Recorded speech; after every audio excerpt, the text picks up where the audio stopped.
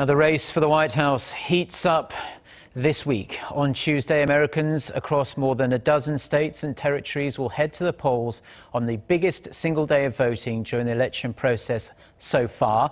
Once the votes are counted, the early frontrunners Hillary Clinton and Donald Trump could end up taking resounding leads in their respective races.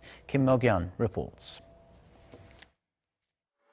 On March 1st, voters in 12 states and one U.S. territory head to the polls for the Super Tuesday contests.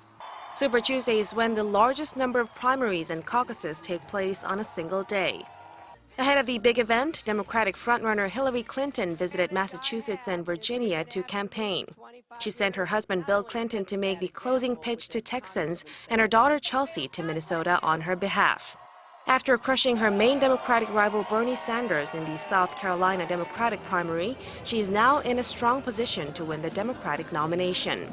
Sanders is focusing on white liberals and millennials in Vermont and Minnesota, hoping for a reverse on Tuesday.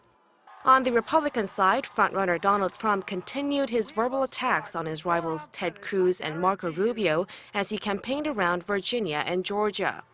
Cruz will stay in his home state of Texas, and Rubio is putting extra focus on Minnesota. Despite the best efforts of Cruz, Rubio, and Sanders, most pundits expect Clinton and Trump to go head-to-head for the White House in the fall. Mok-yeon, Arirang News.